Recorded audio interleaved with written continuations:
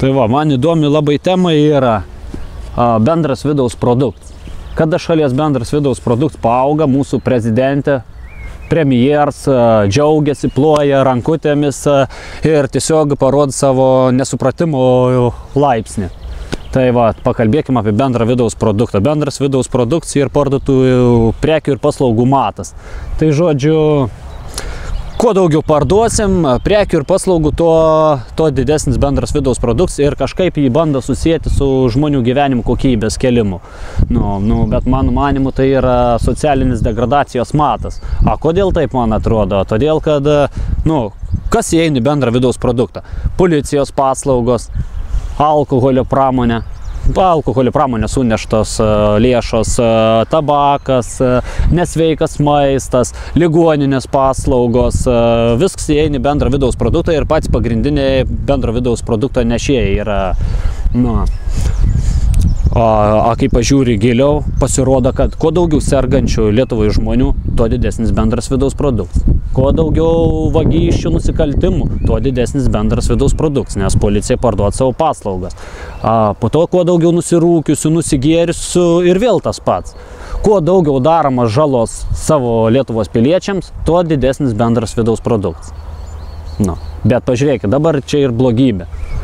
Ta blogybė kaip tampa greitai gerybė.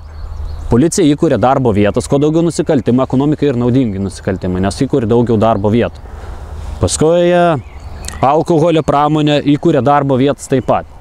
Tai visos blogybės, girdims, nuodėms tautos pasidaro gerybėms. Tai link kur mes einam. Vienintelė išeitis būtų tiesiog būti kuo draugiškesniams, kurti giminių sodybas, augintis maistą, nes maistą, pavyzdžiui, paprasčiausiai kiekvieną kąsnį, katrą nuperki 21% ketvirtį sumos atiduodi valstybei. Už tai, kad pirkai. Tiesiog paėmei, užsiauginai maistą, maistas natūralus.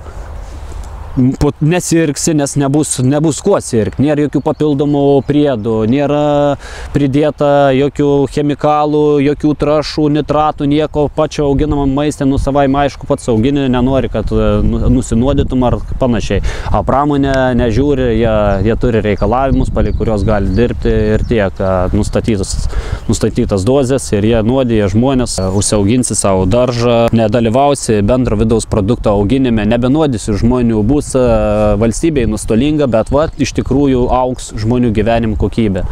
Čia jau net nenuginčiamai, nepaneigiamai, joks ekonomistas negalės paneigti, jog čia tiesa pasakyta. Statykit, auginkit kaimo sodybose, produkciją savo, parduokit, nenorėkit nuodyti kitų, nenuodys ir jūsų nieks.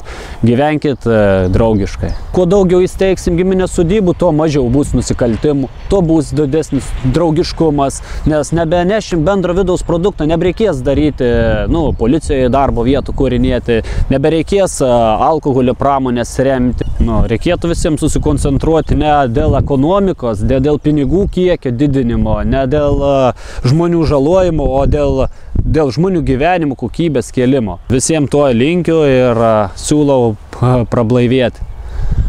Viso gero.